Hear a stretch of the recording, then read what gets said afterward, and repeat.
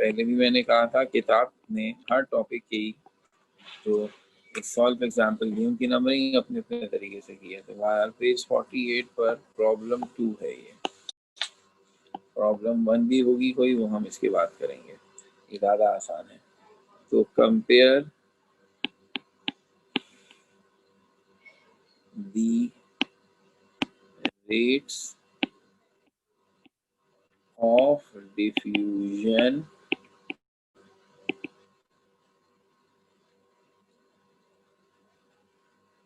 of helium and sulfur dioxide।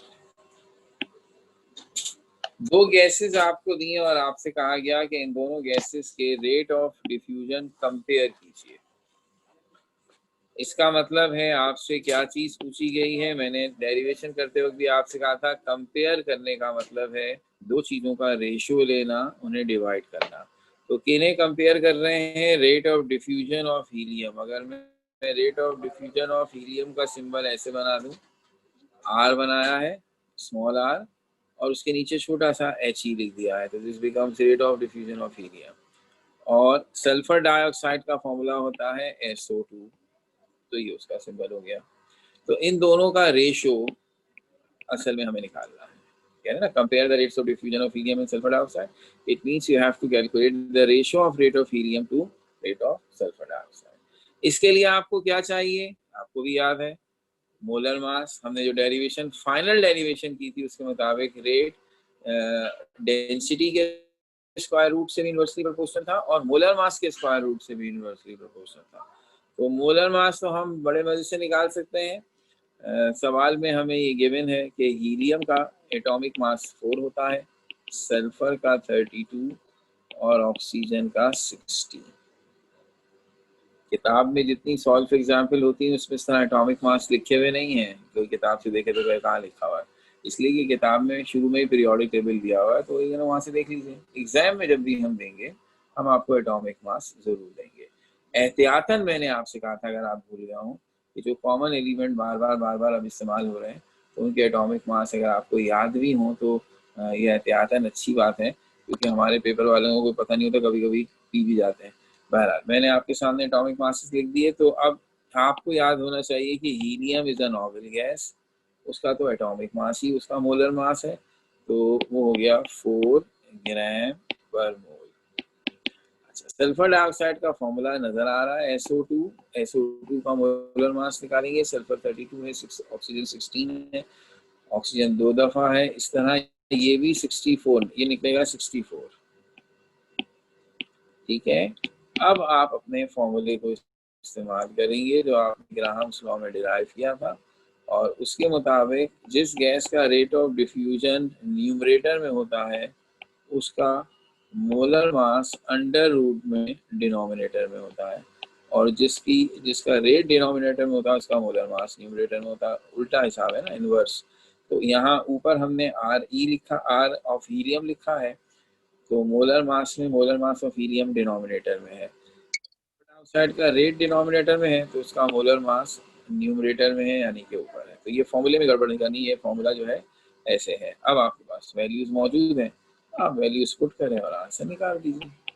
So simple, helium divided by SO2, तो under root molar mass is 64 and helium is 4, तो simplify कीजिए, 4 1 जा 4, 4 16 जा 64, under root 16 की value 4 आ गई। ठीक है, तो इसका मतलब है अगर हम रेट ऑफ हीलियम को रेट ऑफ सल्फर डाइऑक्साइड से कंपेयर करें तो आंसर आता है 4, जिसको आप यूं कह सकते हैं कि हीलियम का रेट सल्फर डाइऑक्साइड के रेट से 4 टाइम्स ज्यादा है। तो ये बहुत ही सिंपल सा सवाल है, it's not a numerical type, हम इसको न्यूमेरिकल समझ के किया है। ये तो ज़रा क्विक अंदाज से सोचें तो ये जैसे ही हम आपको दो गैसेस देंगे, आपने इस फॉर्मूले में उसे पुट करना है उनके मोलर मासेस को और फौरन कैलकुलेट कर लेना। तो अमूमन ये न्यूमेरिकल में नहीं आता, ये MCQs में आता है। ये 2 गैसेस देकर बताया, पूछा कि इसमें से इसका रेट ऑफ डिफ्यूजन आप कंपेयर कर लें। तो ये आपकी वर्किंग हो छोटी सी और आप अपना वो एमसीक्यू कर लें। तो ये सॉल्व एग्जाम्पल थी जिसमें आपने भी काम करके दिखा दिया, हमने भी करके दिखा दिया। अब हम एक सवाल असाइनमेंट से उठाते हैं, ऐसा ही है और वो हमारी प्रैक्टिस हो जाएगी। और उस सवाल में 1 2 नहीं बल्कि 3 पार्ट हैं, तो इसका मतलब है 3 पेयर ऑफ गैसेस हैं जिनके रेट ऑफ डिफ्यूजन को हम कंपेयर करेंगे। So this is now page 70। ये क्वेश्चन नंबर 9 का बी, और ये सवाल है compare the rates of diffusion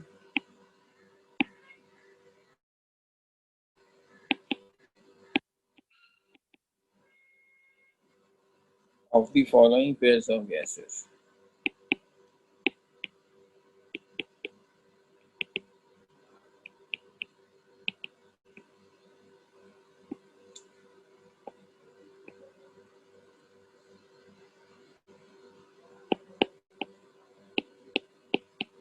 H2 and B2, CH4 and helium, और SF6 and SO2। जिन जिन चीज़ों का यहाँ तस्करा है उन सब के एटॉमिक मासेस, हाइड्रोजन का 1, ये जो ड्यूटेरियम होता है इसका है 2, कार्बन का है 12, हीलियम का है 4, सल्फर का है 32, फ्लोरीन का है 19 और ऑक्सीजन का है 60। तो अब चूंकि इस तरह का एक सवाल अभी अभी किया गया है तो मैं उम्मीद करता हूँ कि ये सवाल आपसे हो जाएंगे। तो अब आप कोशिश कीजिए, सबसे पहले वाले से हाइड्रोजन और ड्यूट्रियम, अभी आपने हीलियम और SO2 जिस तरह किया है ये उसी तरह होगा। तो पहले ये कीजिए, बाकी दोनों भी आप ही ने कर रहे हैं तो आप करते जाएंगे और मैं आपके साथ साथ पीछे करता जाऊंगा ताकि कंफर्म होता जाए कि आप सही कर रहे हैं या नहीं। तो शुरू हो जाइए।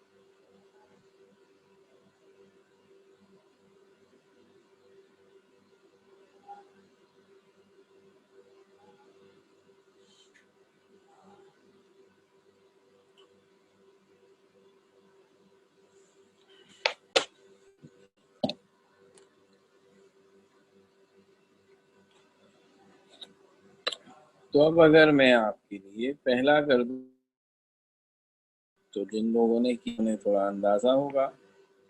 हाइड्रोजन एंड ड्यूटेरियम, इन दोनों का कंपैरिजन मतलब इन दोनों का ratio. Molar mass of hydrogen, hydrogen का एटॉमिक मास 1 है और ये H2 है, तो ये हो गया 2 ग्राम पर मोल।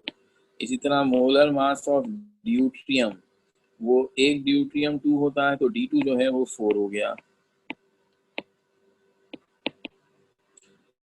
अब जो हमारा फॉर्मूला है वो होगा अंडर रूट, ऊपर आ जाएगा ड्यूट्रियम और नीचे आएगा हाइड्रोजन। वैल्यूज पुट करें, ऊपर आएगा 4, नीचे आएगा 2, कैंसिल होगा, ये बनेगा अंडर रूट 2। और अंडर रूट 2 की वैल्यू अगर आप निकालेंगे कैलकुलेटर की मदद से, ऐसी बात है, तो ये 1.41 निकलेगी। तो ये हो गया आपका जवाब। याद रहे, आप दो गैसेस के रेट ऑफ डिफ्यूजन का रेशो निकाल रहे हैं, और रेशो का कोई यूनिट नहीं होता, सिर्फ नंबर होगा। ठीक है, तो ये ना हो आप तलाश करें इसका यूनिट क्या है। तो ये पहला हो गया। ये मैंने एक इसलिए किया, क्या उम्मीद, इस उम्मीद के साथ कि आपने भी ऐसे किया होगा। और एक छोटी सी गाइडलाइन आप दे दो। सेकंड वाला है CH4 एंड हीलियम। भाई इत्तेफाक ऐसा है कि अब तक यूँ था कि हम जो लिखते थे, जिसको पहले लिखते थे आप उसे न्यूमरेटर में ले लेते थे, जिसको बाद में लिखते थे उसको आप डिनोमिनेटर में ले लेते थे। ऐसा कर सकते हैं आप, इसमें कोई ऐसी परेशानी की बात नहीं है। तो भी आंसर जो आएगा वो सही माना जाएगा। लेकिन जो सही तरीका है वो ये है कि रेशो लेते वक्त जो गैस लाइटर है, यानी जिसका मोलर मास कम है, उसका रेट ऊपर लीजिए, मोलर मास ज़्यादा है उसका रेट नीचे लीजिए। तो अब आपको एक ही नज़र से अंदाजा हो रहा है, हीलियम का तो 4 है और मीथेन का 16 है। तो हीलियम लाइटर है, तो इसलिए आपको बेसिकली जो रेशो निकालना है वो निकालना है rate of helium to rate of methane. ये मैंने आपकी हेल्प कर दी, बाकी आप करेंगे। इसे कंटिन्यू कीजिए।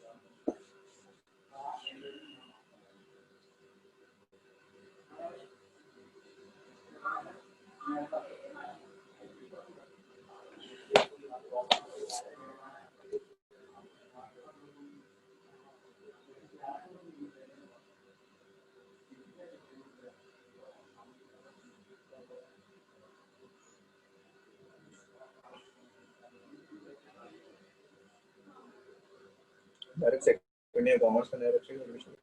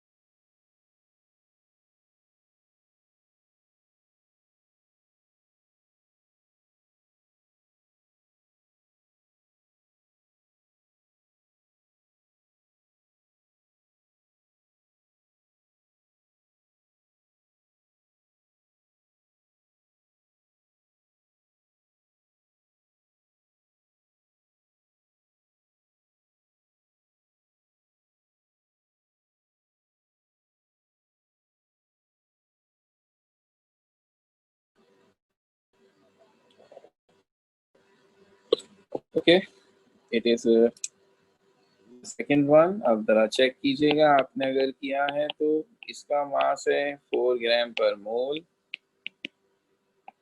इसका मास है 16 ग्राम पर मोल। आई होप CH4 का मैंने 16 लिखा है तो कोई प्रॉब्लम नहीं है। कार्बन का एटॉमिक मास 12 है और 4 हाइड्रोजन है इसमें। मोलर मास निकालने हम सबको अच्छी तरह आते हैं। तो अब यूजिंग फॉर्मूला होगा rate of helium divided by rate of methane becomes under root molar mass of methane divided by molar mass of helium। तो ये ऊपर आएगा 16, नीचे आएगा 4। तो ये हुआ अंडर रूट 4, जिसका आंसर बन गया 2। फर्ज कीजिए किसी बच्चे ने मेरी ये बात का ख्याल नहीं किया कि चाहे पहले CH4 लिखा हुआ है और बाद में हीलियम, आपको रेशो के वक्त लाइटर गैस को ऊपर लेना। उसने नहीं, उसने ये कहा नहीं जी पहले लिखा हुआ है मैं तो वही लूंगा। तो बेसिकली उसने रेशो निकाला है rate of methane to rate of helium. फर्ज कर ले किसी बच्चे ने इसी तरह किया है, तो उसने अगर इसे निकाला है तो उसका आंसर हमारे आंसर का उलट आएगा। हमारा 2 आया है, उसका 1/2 आएगा, and will be absolutely right. कोई मसला नहीं है। जो बच्चा इस तरह निकालेगा उसका 1/2 आएगा, जो बच्चा रेट ऑफ हीलियम ऊपर रख के निकालेगा उसका 2 आएगा। तो दोनों इम्तिहान के लिए सही है। हाँ, याद रह सके ये बात तो ज़्यादा मुनासिब ये होता है कि हम लाइटर वाली गैस को ऊपर रखें। ठीक है। अच्छा, अब तीसरा और आखिरी जो हमारा रिलेशन सवाल में था वो था SF6 एंड SO2, और इसमें भी यही हिसाब है। SF6 पहले लिखी हुई है लेकिन वो उसका मोलर मास ज़्यादा है, SO2 बाद में है लेकिन उसका मोलर मास कम है। इसलिए हम अगर ऐसा करेंगे तो ज़्यादा बेहतर है कि SO2 को ऊपर रखेंगे, SF6 को नीचे रखेंगे। अब मोलर मास SO2 का निकाल लीजिए, अभी थोड़ी देर पहले भी निकाला है, 64 आएगा। और मोलर मास ऑफ SF6, तो अब सल्फर का 32 है और फ्लोरीन का 19 है। 19 को 6 से मल्टीप्लाई करेंगे और फिर 32 इसमें ऐड करेंगे तो ये बनेगा 146। और अब आप अपना फॉर्मूला अप्लाई कीजिए। Rate of S2 rate of SF6 should be equals to under root molar mass of SF6 divided by molar mass of SO2। ऊपर आएगा 146, नीचे आएगा 64। इसी बात है। कैलकुलेटर 146 को अगर मैं डिवाइड करता हूँ 64 तो मेरा आंसर रूट में,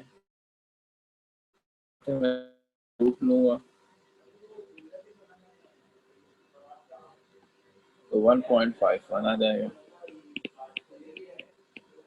ये हमारा जवाब।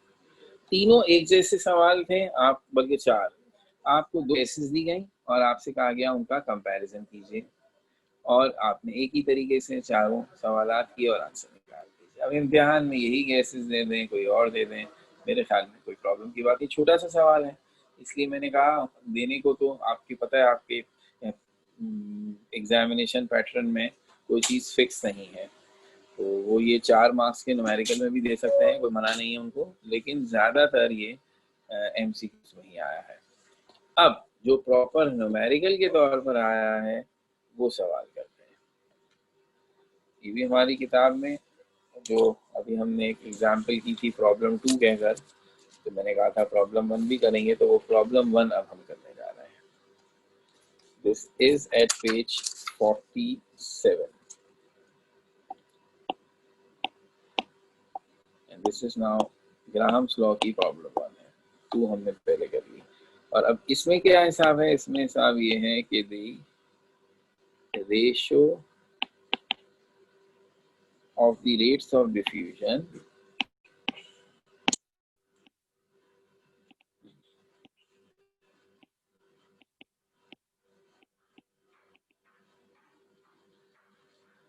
of two gases A and B is 1.5:1 if the relative molecular mass of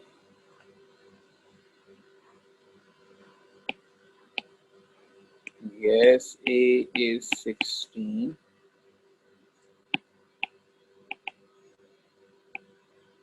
Find out the relative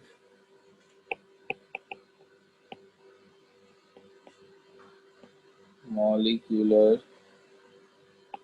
mass of gas B. सितंबर ये गलत है ना, 10 सितंबर की टेस्ट करनी है, उसका टेस्ट नहीं।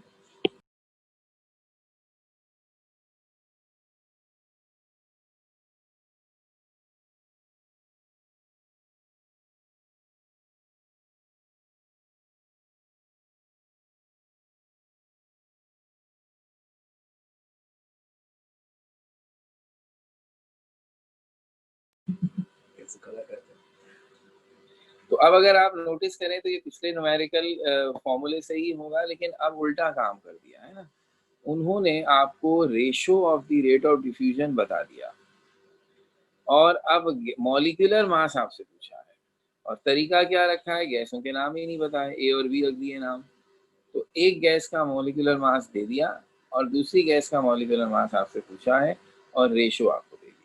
तो इसका मतलब ये है कि ये जो आपके पास लाइन लिखी हुई है, the rates of diffusion of two gases A and B is 1.5:1, इसका मतलब है कि आपको उन्होंने दिया है rate of diffusion of gas A to the rate of diffusion of gas B, इन दोनों का ratio of the rates of diffusion of two gases A and B. इसका ये मतलब है क्या दिया हुआ है, 1.5:1।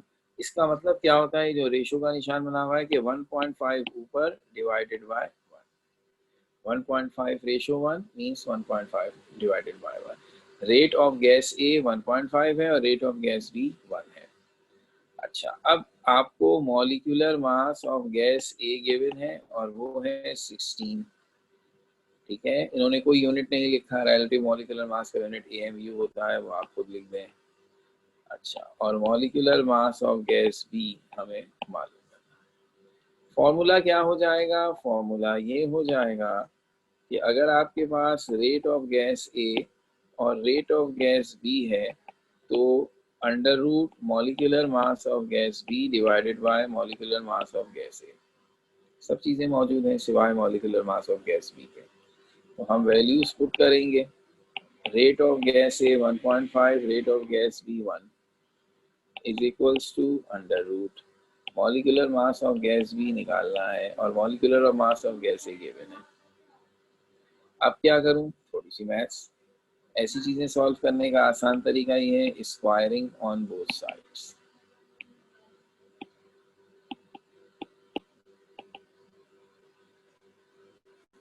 तो 1.5 डिवाइडेड बाय 1 इसका स्क्वायर और under root molecular mass of gas B divided by 16 का स्क्वायर। 1.5 का स्क्वायर 2.25 होगा और 1 का स्क्वायर तो 1 ही रहता है। जब हम यहाँ स्क्वायर करेंगे तो अंडर रूट का निशान खत्म हो जाएगा और यहाँ बचेगा एम बी डिवाइडेड बाय 16। तो मेरा ख्याल है डिवाइडेड बाय 1 से तो कोई फर्क नहीं पड़ता। Molecular mass of gas B हो जाएगा 2.25 multiply by 16 and the answer is 36 AMU। Simple. तो सिर्फ एक छोटी सी मैथ्स लगी, लेकिन फॉर्मूला वही वाला इस्तेमाल हुआ। पहले हमें मॉलिक्यूलर मासेस गिवन होते थे इस सेंस में कि हम गैस का नाम और फॉर्मूला दे देते थे, और आप रेशो निकालते थे। अब उन्होंने रेशो दे दिया, एक गैस का मॉलिक्यूलर मास दे दिया और दूसरी गैस का मॉलिक्यूलर मास आपसे पूछ लिया। ये प्रॉपर न्यूमेरिकल है और ये बिल्कुल एग्जैक्टली इस तरह इम्तिहान में भी आता है। तो अब सवाल चेंज करूंगा तो क्या कर दूंगा, मैं गैसेस की वैल्यूज चेंज कर दूंगा, उनका रेशियो जो है 1.5 रेशियो 1 के अलावा कोई और चीज़ दे दूंगा, मॉलिक्यूलर मास किसी और गैस का दे दूंगा, तो फिर ऑब्वियसली तरीका यही होगा, आंसर डिफरेंट आएगा। तो हम इसकी प्रैक्टिस करेंगे नरसी बात है, और इस तरह का सवाल खुद भी करेंगे इंशाल्लाह नेक्स्ट टाइम, और आपसे भी करवाएंगे। और अभी इसके सिलसिले के सवाल रहते हैं, इसमें और थोड़ी सी अपग्रेडिंग होगी, इसका लेवल थोड़ा और बढ़ता है, तो ये इंशाल्लाह ताला अब हम आपसे नेक्स्ट टाइम करेंगे। तो ये जितनी आज की स्लाइड्स हैं ये हम आपसे शेयर कर लेंगे। तो ये हमारी आज की क्लास यहाँ ख़त्म हो रही है। Thank you very much.